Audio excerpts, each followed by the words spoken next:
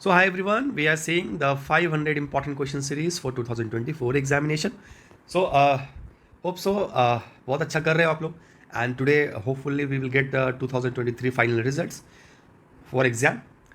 Let's see कितने students क्या करते हैं नहीं करते इन्फॉर्मेशन ज़रूर दूंगा आपके साथ शेयर करूंगा but then this is something not a small journey हर एक स्टेज प्रीलिम्स फिर उसके बाद मेंस फिर इंटरव्यू इट्स काइंड ऑफ जब क्लियर होने के बाद लगता है आपको कि स्मूथली हो गया या फिर इजी हो सकता है but this is not the thing here every step is and I feel कि आपका मेंस भी आज भी वही है इंटरव्यू का पैटर्न भी आज भी वही है जो सबसे बड़ा चेंज हो रहा है that is the very first beginning यहीं पे जितने भी कमज़ोर दिल वाले लोग कहते हैं ना कि बाहर कृपया मत देखें ये पिक्चर ना देखें जिनका कमज़ोर दिल वाले यही है जो जिनका दिल थोड़ा सा भी कहीं पे वीक पॉइंट होना इधर ही उसको निकाल के फेंक देते हैं बाहर है ना जिन्होंने इसको क्रॉस किया है इसका मतलब है कि they are logical they have patience they have good skills and they have good learning power so ये सारी एबिलिटी चेक हो जाती है जब आप प्रीलिम्स क्लियर करते हो पता चला इसमें से कुछ भी एक चीज़ की कमी है suppose you have knowledge but आपके पास एग्जाम में हैंडल करने की वो ताकत नहीं है वो क्षमता नहीं है तो आप बाहर हो जाओगे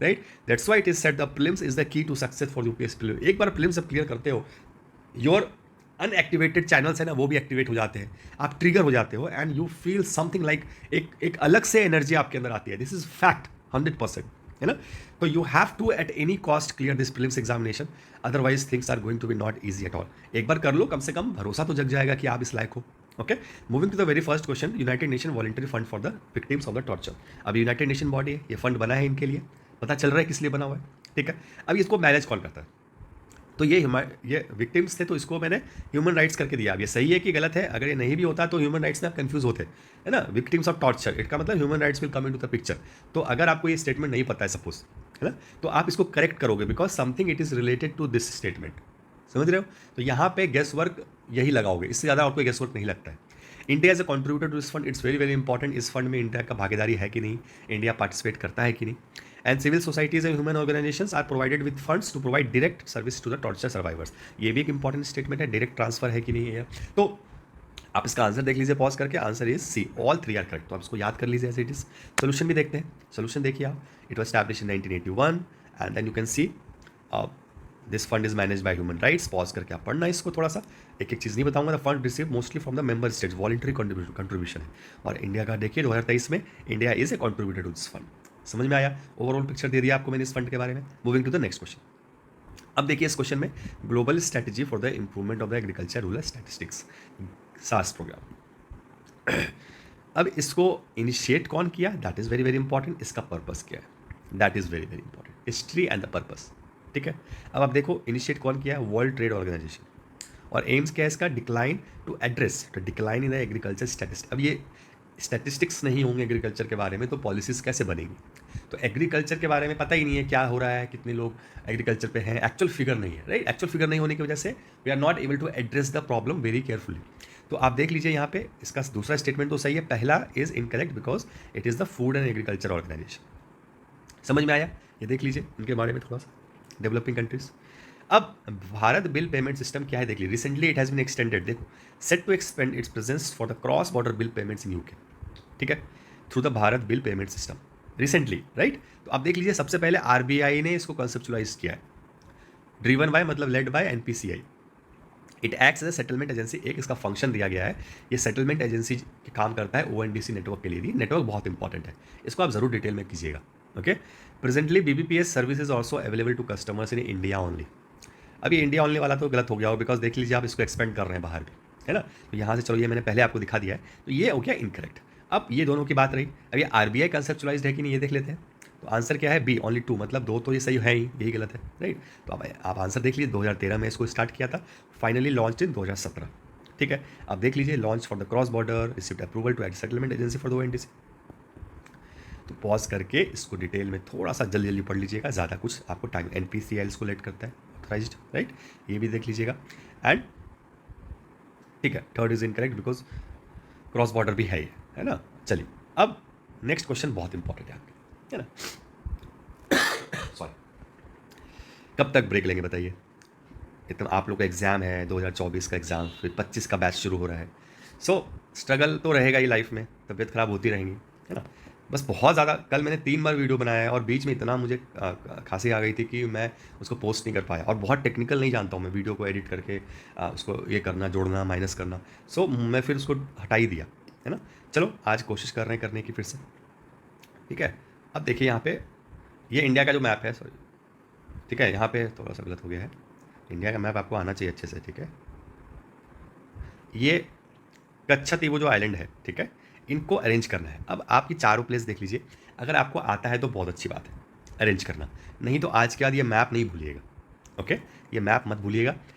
अब देखिए यहाँ पे ये यहाँ से लेकर यहाँ तक सब पता होना चाहिए आपको। ये श्रीलंका का पार्ट है, ये डल्थ आइलैंड श्रीलंका का पार्ट है, उसके जस्ट नीचे यहाँ पे आ गया कच्छतीवु, ठीक है, ठीक है। यहाँ से देखिए साउथ वेस्ट में रामेश्वरम है, जस्ट नीचे धनुषकोडी है, and then in the end Kanyakumari, तो कन्याकुमारी सबसे नीचे है, ठीक है। वेस्ट बैंक इंडिया का है, डेल्थ आइलैंड श्रीलंका का है, ठीक है। तो आप देख लीजिए आंसर क्या है इसका, 4213। पहले जफना आएगा, फिर कच्छतीवु आएगा, फिर रामेश्वरम, फिर कन्याकुमारी, ठीक है। Jaffna, Kachchatheevu, Rameswaram and then Kanyakumari. तो सब ये है कच्छतीवु, है ना, लिखा यहाँ पर है भाई, ये है ऐसे, मैंने ये पूछा है, फिर ये पूछा, ये पूछा, फिर ये पूछा, ठीक है, इस तरीके से। तो ये मैप कभी मत भूलिएगा, स्क्रीनशॉट ले लीजिए, याद रखिएगा, okay. Business responsibility and sustainable development reporting, very important question. अब देखिए ये 9 ESG एट्रीब्यूट्स हैं, एनवायरमेंट, सस्टेनेबल, अभी देख लेते हैं क्या जी का मतलब है, ठीक है, अभी एक्सप्लेनेशन में दिया हुआ है, गवर्नेंस, ठीक है। अब सबसे पहले बिजनेस रेस्पॉन्सिबिलिटी रिपोर्ट आई थी, अच्छा उसके पहले भी देखो, आप एक्सप्लेनेशन आपको दिखाता हूँ, आप पॉज करके क्वेश्चन देख लो एक बार, ठीक है। अब देखो 2009 में मिनिस्ट्री ऑफ कॉर्पोरेट अफेयर्स ने corporate social responsibility voluntary guidelines release करी थी, environment, social, governance reporting in the country, responsible business, समझ रहे हो आप, ऐसा नहीं कि आप एनवायरमेंट को इफेक्ट कर रहे हो बिजनेस की वजह से।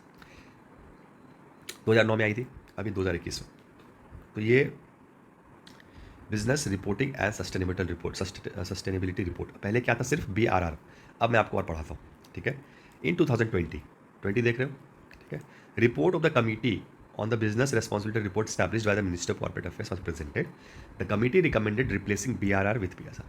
BRR को इसने रिप्लेस कर दिया। BRR क्या था हमारा, अब देखिए business responsibility reporting, unlike BRR which focus solely on the business responsibility, BRSR emphasize sustainability as well. Sustainability as well, this word is important, ठीक है। अब आप देखो यहाँ पे रिसेंट मॉडिफिकेशन बात है RBI, SBI decided to introduce a BRSR core, ये एक नया कॉन्सेप्ट है for assurance by listed companies 2023, ठीक है ना। अब इस कोर में ऑल लिस्टेड कंपनी जो मैंने क्वेश्चन में पूछा है ना, ये गलत है। आप देखो यहाँ पे तो थर्ड स्टेटमेंट है हमारा, has provided A timeline for the mandatory compliance of all listed company, ये गलत है। आप देख लो यहाँ पे ऑल लिस्टेड कंपनी नहीं है, 2023-4 में टॉप 150 आएगी, देन टॉप 250 आएगी, ईयर दे रखा है, एक ही साल में सबको कंप्लायंस नहीं बनाया है ना। तो इस चीज़ का आप ध्यान रखोगे कि it has listed companies as per the year, कितने कंपनीज इसके अंदर आएंगे, ठीक है। और एक स्टेटमेंट में ये भी था 9 ESG, BR was introduce across, BRSR core is subset of the BRSR framework comprising across 9 ESG attribute. ESG का मतलब समझ में आ गया आपको, environment, social and governance, right. अब 9 एट्रीब्यूट्स कौन कौन से हैं देख लीजिए यहाँ पे, एक बार पढ़ लीजिएगा, बहुत कुछ नहीं है, नॉट ऑल लिस्टेड, ये तो आपको बता ही दिया है ना। Which of the following countries have recently declared the national emergency on substance abuse to crack on the rising use of synthetic drug called kush. तो सीरियल लियोन ये आंसर है, आप देख लीजिए, ऐसे क्वेश्चंस वन लाइनर आते हैं examination में, पॉज करके पढ़िएगा, रिसेंट न्यूज़ है। सीरियल लियोन का मैप दिमाग में याद कीजिए कहाँ पे लोकेटेड है। अगर आप नहीं इस चीज़ को याद कर पा रहे हो तो अगेन आई विल से गलत तरीके से मैप पढ़ते हो, दिमाग में प्रिंट हो जाना चाहिए कि किस एरिया में लोकेटेड है वो, और सिर्फ एरिया नहीं, अगर ये सीरियल लियोन है तो ये पता होना चाहिए यहाँ पे कौन सी कंट्रीज़ है, इस तरीके से। ऐसा मत करिए कि कहीं वेस्ट में कहीं पे है वो, इस तरीके से नहीं, है ना। तो सीरियल लियोन का मैप भी बनिए दिमाग में, और ये कुछ को याद रखिएगा, ठीक है ना। अच्छा, रीसेंट एक्सकवेशन देख लीजिए, 2 प्लेसेस है, सूर्यापेट और जूना काठिया, ठीक है ना। इसमें ये मिला है, इसमें ये मिला है, इसको याद कर लीजिए बिल्कुल पॉज करके, ये बहुत इंपॉर्टेंट क्वेश्चंस बन जाते हैं, है ना। नए प्लेसेस है ना, हर बार आप देखो भीमबेटका, यही सब, धोलावीरा, अभी कुछ नए प्लेसेस भी एक्सकवेट कर रहे हैं, वहाँ पे बहुत अच्छी चीज़ें मिल रही है ना। तो इनको आप याद रखिए कहाँ पे क्या मिला है, थोड़ा सा याद रखिए, तो एग्जामिनेशन में कुछ आएगा तो हेल्प मिलेगी, है ना। तो इसको आप पॉज करके सी करेक्ट बोथ्स 1 and 2 याद रहेगा, देख लीजिए, न्यूज़ में था सब कुछ। Now which the following aspects can lead to appreciation. Appreciation क्या कहते हैं, किसको कहते हैं appreciation. $1 is equal to 60 rupees, $1 is equal to 70 rupees को क्या कहेंगे, depreciation. $1 is equal to 50 rupees को क्या कहेंगे, एप्रिसिएशन। एप्रिसिएशन का मतलब होता है रुपये की वैल्यू इंक्रीज होना, इज्जत कम हो गई ना, वैल्यू कम, देखो रुपी वैल्यू कम नहीं है, ये नंबर कम है, मतलब पहले आपको हम 60 रुपये में खरीदते थे, अब आपकी वैल्यू बढ़ गई, अब 50 रुपये ही मिलते हैं मुझे $1 में। पहले मुझे $1 में आप 60 मिल जाते थे, अब मुझे $1 में आप 50 ही मिल पा रहे हो, मतलब आपकी वैल्यू बढ़ गई है, तभी तो मुझे कम मिल रहे हो। समझ में आया? तो जब वैल्यू बढ़ जाती है तो उसको अप्रिशिएट कहते हैं, और वैल्यू कम हो जाती है तो डेप्रिशिएट करते हैं। और कम कैसे होती है? बार बार बढ़ जाने से। 70, जैसे आपके गेस्ट बार बार आ रहे हैं तो ज़्यादा बार आ रहे हैं, ज़्यादा मतलब वैल्यू कम हो जाना, कम मतलब वैल्यू बढ़ जाना। ठीक है। Increase in the foreign tourist coming to India, foreign tourist India में आएंगे ज़्यादा से ज़्यादा, तो जब फॉरेन टूरिस्ट इंडिया में आते हैं तो क्या रुपये लेके आते हैं? डॉलर लेके आते हैं। हाँ, डॉलर लेके आएंगे, डॉलर लेके आएंगे तो डॉलर देके रुपी वो लेंगे, इंडिया में आएंगे तो रुपी खर्च करेंगे ना इंडिया में आके, तो रुपी कम हो जाएगा। तो इट्स लाइक आप देखो ना, रुपी कम होने का मतलब क्या हुआ? एप्रिसिएशन। हाँ, आप देखो यहाँ पे answer is B, increase in foreign tourist coming to India increase the demand of the rupee. ठीक है, जैसे वो फॉरेन टूरिस्ट इंडिया आया तो सबको रुपी चाहिए खर्च करने के लिए। अब आप गोलगप्पे खाओगे, आइसक्रीम खाओगे तो उसको डॉलर थोड़ी दोगे, उसको तो रुपी दोगे। तो जितने अगर टूरिस्ट ज़्यादा आ रहे हैं, सबको रुपी चाहिए, रुपी की डिमांड बढ़ गई कि नहीं? डिमांड बढ़ने का मतलब क्या है कि वैल्यू बढ़ गई, वैल्यू का मतलब एप्रिसिएशन। समझ में आया? दूसरा ऑप्शन क्या है? Indian citizens investing abroad, Indian citizens investing abroad और डिमांड फॉरेन करेंसी।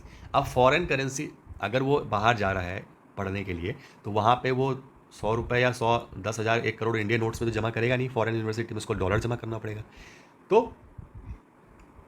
वो demand foreign currency in the exchange of rupee, this would lead to the price of the foreign currency increasing. Foreign currency की price increase हो रही है, value पैसे का कम हो रहा है, फॉरेन करेंसी की यहाँ पे इंक्रीज हो रही है डिमांड। पहले केस में क्या था? इंडियन करेंसी की डिमांड इंक्रीज हो रही थी, यहाँ पे फॉरेन करेंसी की हो रही है, मतलब रुपये की वैल्यू कम हो रही है, फॉरेन की इंक्रीज हो रही है, तो it will lead to depreciation. Second incorrect. समझ में आया? Decrease in crude oil prices, same चीज़ हो गया। क्रूड ऑयल प्राइसेस डिक्रीज का मतलब क्या हुआ? हमारा जो फॉरेन मनी है वो बाहर कम जाएगा, फॉरेन मनी की डिमांड कम होगी, है ना? समझ, जैसे आप तेल मंगा रहे हो बाहर से तो इंडिया से पैसे नहीं भेजते ना, वहाँ पे डॉलर भेजते हो। Increase in export, decrease in crude oil prices would reduce the import bill. ठीक है, this would reduce the demand of the foreign currency which in turn would lead to increase in the value of rupee. Foreign currency की demand कम हो जाएगी तो एक currency की कम हो रही है, दूसरे की इंक्रीज हो रही है। समझ में आ रही है चीज़ें आपको? जिसकी इंक्रीज हो रही है उसके अपोजिट उसकी इंक्रीज हो रही है। Increase in export by the Indian pharmaceutical companies would bring foreign exchange India, same concept यहाँ भी यूज कर लो, है ना? तो आप देख लो, इसमें से 1, 3 and 4 are the correct statement, एक गलत है। फाइनेंस कमीशन के बारे में ये मेरा फेवरेट क्वेश्चन है, बिकॉज यहाँ से आपको पता चलता है कि आपको पॉलिटी नहीं आती है ना? The president shall lay recommendation made by the finance commission before the each house of the parliament. ठीक है, the commission shall have all the powers of civil code under the code of civil procedure 1908 and members of the finance commission are eligible for the reappointment. अब आप एक चीज़ देख लीजिए, मुश्किल इसको और में बना सकता था अगर मैं जैसे as per the constitution add कर दूँ तो। ठीक है, तो आप देख लीजिए आंसर इज सी ऑल 3। पर आपको एक चीज़ बताऊँ, मैं ये तीनों चीज़ें जो लिखी है ना, ये कॉन्स्टिट्यूशन में नहीं लिखी है, इसको याद रखना बहुत ज़रूरी है। एज पर द कॉन्स्टिट्यूशन अगर आ गया तो प्रॉब्लम हो जाएगा। अब देखो आप, अच्छा सॉरी, एक चीज़ गलत हो गई मेरे से, ये वाला पार्ट तो कॉन्स्टिट्यूशन में है, ठीक है, सेकंड और थर्ड नहीं है कॉन्स्टिट्यूशन में, ठीक है ना? तो क्या चीज़ें लिखी है क्या नहीं वो थोड़ा, अब देखो first statement is a part of the Indian constitution, 281 में लिखा हुआ है कि रिपोर्ट पार्लियामेंट के सामने आएगा। Second third are also correct, but this is a part of the act, ये एक्ट का पार्ट है, ये कॉन्स्टिट्यूशन का पार्ट नहीं, ठीक है, इसका ध्यान रखोगे आप। और ये एक्ट आया कैसे पिक्चर में? आप जो बच्चे नए हैं, मैं आपको फिर से बता दे रहा हूँ, आर्टिकल 280 जब पढ़ोगे उसमें लिखा हुआ है parliament by law will prepare some act related to finance commission. तो पार्लियामेंट ने ये एक्ट बना दिया, ठीक है, आर्टिकल 280 क्लॉज 1 पढ़ना जाके, ठीक है। इस एक्ट के अंदर लिखा हुआ है कि it shall be eligible for reappointment और कोड ऑफ सिविल प्रोसीजर, समझे? ये कॉन्स्टिट्यूशन का पार्ट नहीं है, ये इस एक्ट के अंदर लिखा हुआ है। तो as per the constitution the finance commission can be reappointed, वो गलत हो जाएगा, ये कॉन्स्टिट्यूशन में ऐसा नहीं है। ध्यान में आ गया? इसका ध्यान रखो। लास्ट क्वेश्चन देख लीजिए, which of the above are sources of the ionising radiation. 3 चीज़ें दे रखी हैं आपको, इसमें से आयोनाइजिंग रेडिएशन का कौन सा सोर्स है? C, only one is source of the ionising radiation. आप देख लो, 2 type of radiation, one is ionising and one is non ionising. आप इन दोनों का एग्जाम्पल पॉज करके पढ़िए और आप ये डायग्राम जरूर याद रखिएगा, नॉन आयोनाइजिंग एंड आयोनाइजिंग, ठीक है, समझ में आया? इसका ये डायग्राम आपके लिए बहुत इंपॉर्टेंट है, इसको याद रखिएगा। और ये रहा आपका आज के इंपॉर्टेंट क्वेश्चंस। तो आज आपने सीखा तो बहुत कुछ होगा, मैं धीरे धीरे इसलिए बोल रहा हूँ आज, बिकॉज तेज बोलने से प्रॉब्लम ना आ जाए, ठीक है। तो इट्स लाइक आज आपने काफ़ी कुछ लर्न किया है, जो भी आप उसको याद रखोगे और कल से रेगुलर फिर हम वापस से वीडियोज़ में देखेंगे। Okay, thank you so much for today, will see tomorrow.